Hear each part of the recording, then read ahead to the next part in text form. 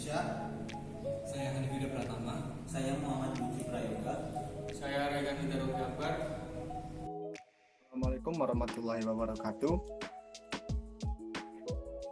Di sini saya akan mempresentasikan PowerPoint tentang pengaruh sosial media terhadap tumbuh kembang psikologis pada remaja. Kami dari kelompok Java. Sebelumnya nama saya Rizky Peter Budiansyah. Selanjutnya ada anggota kelompok saya. Yang pertama ada Hanif Yuda Pratama, kedua ada Muhammad Dwiki Prayoga, yang ketiga ada Raihan Widarofi Akbar. Kita langsung saja. Pengertian remaja.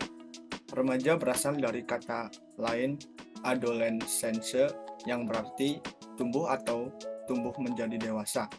Istilah adolescence mempunyai arti yang lebih luas lagi, yang mencakup kematangan mental, emosional, sosial, dan fisik. Tahap perkembangan remaja. Batasan usia remaja yang umum digunakan oleh para ahli adalah 12 antara 20 sampai 21 tahun. Tentang waktu usia remaja ini biasanya dibedakan atas 3, yaitu 12 sampai 15 tahun adalah masa remaja awal, 15 sampai 18 tahun adalah masa remaja pertengahan, dan 18 sampai 21 tahun adalah masa remaja akhir. Tetapi Monks, Knors, dan Handitono membedakan masa remaja menjadi 4 bagian, yaitu masa pra-remaja, yaitu umur 10 sampai 12 tahun, masa remaja awal 12 sampai 15 tahun, masa remaja pertengahan 15 sampai 18 tahun, dan masa remaja akhir 18 sampai 21 tahun. Masa remaja adalah peralihan dari masa anak dengan dewasa yang mengalami perkembangan semua aspek atau fungsi untuk memasuki masa dewasa. Ciri-ciri remaja. Pertumbuhan fisik. Pertumbuhan fisik mengalami perubahan dengan cepat, lebih cepat dibandingkan dengan masa anak-anak dan masa dewasa. Selanjutnya ada perkembangan seksual. Seksual mengalami perkembangan yang kadang-kadang menimbulkan masalah dan menjadi penyebab timbulnya perkelahian, bunuh diri, dan sebagainya. Selanjutnya adalah cara berpikir. Cara berpikir kausatif menyangkut hubungan sebab dan akibat. Misalnya, remaja duduk di depan pintu, kemudian orang tua melarangnya sambil berkata, "Pantang." Anda yang dilarang itu anak kecil, pasti ia akan menuruti perintah orang tuanya. Tetapi remaja yang dilarang itu akan mempertanyakan mengapa ia tidak boleh duduk di depan pintu. Next. Ciri-ciri selanjutnya adalah emosi yang mengeluap. Emosi yang mengeluap-luap. Keadaan emosi remaja masih labil karena erat hubungannya dengan keadaan hormon. Suatu saat ia bisa sedih sekali, di lain waktu ia bisa marah sekali. Selanjutnya, yaitu mulai tertarik pada lawan jenis. Dalam kehidupan sosial remaja, mereka lebih tertarik pada lawan jenisnya dan mulai berpacaran. Selanjutnya adalah menarik perhatian lingkungan. Pada masa ini, remaja mulai mencari perhatian lingkungannya, berusaha mendapatkan status dan peran seperti melalui kegiatan remaja di kampung-kampung. Selanjutnya, macam-macam media sosial. Teknologi media sosial sekarang ini memiliki macam-macam media sosial. Teknologi media sosial sekarang ini memiliki berbagai bentuk seperti misalnya majalah digital, forum internet, weblog, blog sosial, Wikipedia, jejaring sosial, podcast, foto atau gambar, video, rating, dan bookmark sosial. Masing-masing memiliki kelebihannya sendiri seperti blogging, berbagai gambar atau foto, video blogging, wall posting, berbagai musik atau lagu, chatting, bahkan VoIP atau voice over IP, dan sebagainya. Macam-macam jaring sosial, jenis media sosial. Yang pertama adalah yang A, konten kolaborasi. Contohnya adalah Wikipedia. Yang kedua ada blog dan microblog. Contohnya website blog dan Twitter. Yang ketiga ada situs jejaring sosial, contohnya Dik. Yang keempat ada konten video, contohnya Twitch, TikTok, YouTube. Yang kelima ada game dunia maya, contohnya World of Warcraft dan Valorant. Yang keenam ada situs dunia sosial virtual, contohnya Second Life. Yang ketujuh ada situs jejaring sosial, contohnya Instagram dan Facebook. Pengaruh media sosial berikut ini adalah dampak positif dan negatif dalam menggunakan media sosial. Dampak positif: A. Menjaga silaturahmi dengan keluarga ataupun saudara yang jauh dan sudah lama tidak bertemu. Kemudian lewat media sosial, hal itu bisa dilakukan. B. Sebagai sumber belajar dan mengajar, media sosial memiliki dampak yang sangat besar sekali. Kita dapat browsing dan belajar ilmu pengetahuan yang baru di sana. C. Media penyebaran informasi. Hanya dalam tempo beberapa menit setelah kejadian, kita telah bisa menikmati informasi tersebut. D. Memperluas jaringan pertemanan. Dengan menggunakan media sosial, kita bisa berkomunikasi dengan siapa saja, bahkan yang belum dikenal sekalipun. E. Sebagai sarana untuk mengembangkan keterampilan. Pengguna media sosial dapat belajar bagaimana beradaptasi, bersosialisasi dengan publik. F. Media sosial sebagai media komunikasi. Pengguna media sosial dapat berkomunikasi dengan pengguna di seluruh dunia. Selanjutnya ada dampak negatif dari media sosial. A. Susah bersosialisasi dengan orang-orang sekitar, disebabkan karena mereka malas belajar berkomunikasi secara nyata. Orang yang aktif dalam media sosial, jika bertemu langsung, nyatanya adalah orang yang pendiam dan tidak banyak bergaul. B. Media sosial membuat seseorang hanya mementingkan diri sendiri. Mereka menjadi tidak sadar dengan lingkungan mereka, karena mereka banyak menghabiskan waktu di internet. C. Berkurangnya kinerja karyawan, perusahaan, pelajar, mahasiswa yang bermain media sosial pada saat mengerjakan pekerjaannya akan mengurangi waktu kerja dan waktu belajar mereka. D. Kejahatan dalam dunia maya. Kejahatan ini dikenal dengan nama cybercrime. Kejahatan dunia sangat banyak macamnya seperti hacking, cracking, spamming, dan lainnya. E. Pornografi. Dengan adanya kemampuan penyampaian informasi yang dimiliki internet, pornografi pun merajalela. Terkadang seseorang memposting foto yang seharusnya menjadi privasi sendiri di media sosial. F. Media sosial sebagai media komunikasi. Penggunaan media sosial dapat berkomunikasi dengan pengguna di seluruh dunia.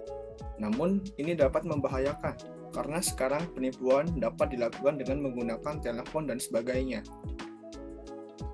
Berikut ini adalah dataset tentang pengaruh media sosial terhadap tumbuh kembang psikologis pada remaja. Pada kolom E dan F adalah variabel X atau penyebab, yaitu waktu sekali pakai dan waktu harian. Selanjutnya di kolom R ada variabel Y atau akibat, yaitu tumbuh kembang psikologis. Untuk lebih jelasnya, selanjutnya akan dilakukan analisis dataset menggunakan metode teorema bias di aplikasi Orange. Halo semuanya, di sini saya akan menjelaskan cara klasifikasi dengan menggunakan metode bias dengan menggunakan Orange software. Pertama-tama saya akan menjelaskan pengertian tentang klasifikasi dan metode naive Bayes. Pertama adalah classification. Klasifikasi merupakan proses menemukan sebuah model atau fungsi yang mendeskripsikan dan membedakan data ke dalam sebuah kelas-kelas klasifikasi. Biasanya melibatkan proses pemeriksaan karakteristik dari objek dan memasukkannya ke dalam salah satu kelas yang sudah didefinisikan sebelumnya.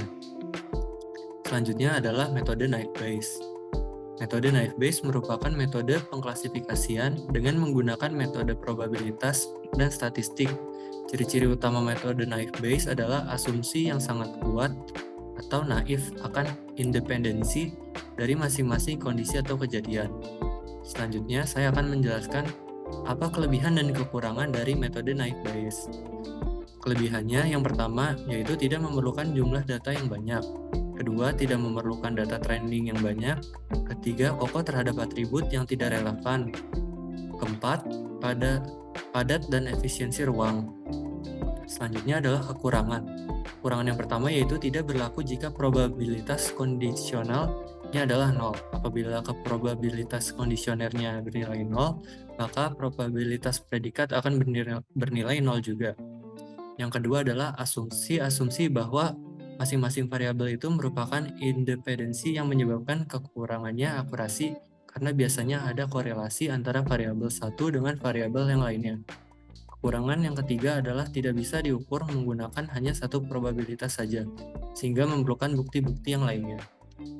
Baik, di sini saya akan langsung menerapkan metode naive Bayes dengan menggunakan software Orange. Pertama-tama kita akan memilih file yang akan digunakan. Kita double klik pada file ini. Di sini saya sudah memiliki file dengan nama survey_methods.csv. Untuk melihat file tersebut, kita memerlukan data table. Kita hubungkan file tadi dengan data table. Kita double klik. Di sini saya memiliki dataset tentang penggunaan media sosial terhadap tumbuh kembang psikologis remaja. Kemudian kita akan melanjutkan dengan select column.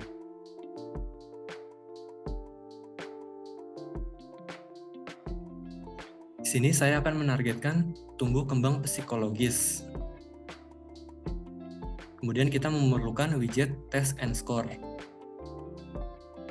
Kita hubungkan select column dengan test and score.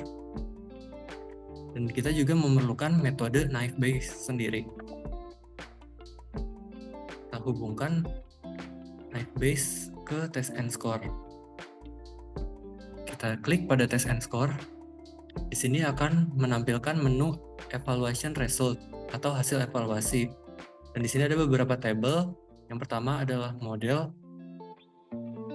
Di sini menjelaskan bahwa model yang digunakan adalah metode naive Bayes. Kemudian ada tabel AUSI, yaitu prediksi yang tersimpan dalam penggunaan model dengan nilai 0,736 atau sekitar 73%. Kemudian ada tabel F1 yang merupakan rata-rata terimbang dari presisi dan daya ingat dengan rumus sebagai berikut. Kemudian ada tabel precision yang secara intuitif adalah kemampuan classifier untuk tidak memberikan label positif kepada sampel yang negatif. Juga sebaliknya, precision juga memiliki rumus sebagai berikut. Kemudian ada tabel recall yang secara intuitif merupakan kemampuan classifier untuk menemukan dan menggolongkan semua sampel yang bernilai positif. Dan ini semua adalah nilai-nilainya. Kemudian untuk melihatnya dengan matriks, kita memerlukan widget confusion matrix. Kita hubungkan test and score ke confusion matrix. Kemudian kita double klik. Di sini akan menampilkan data aktual dan prediksi. Di sini kita dapat melihat misclassified data dari tabel normal ada sebanyak 6 dan yang terganggu sebanyak 3. Kemudian kita juga bisa melihatnya dengan menggunakan grafik. Kita memerlukan widget erosi analisis. Kita hubungkan test and score ke erosi analisis. Berikut ini bisa dilihat grafik dari target terganggu, dan yang ini adalah target dari normal dengan klasifikasi naive Bayes.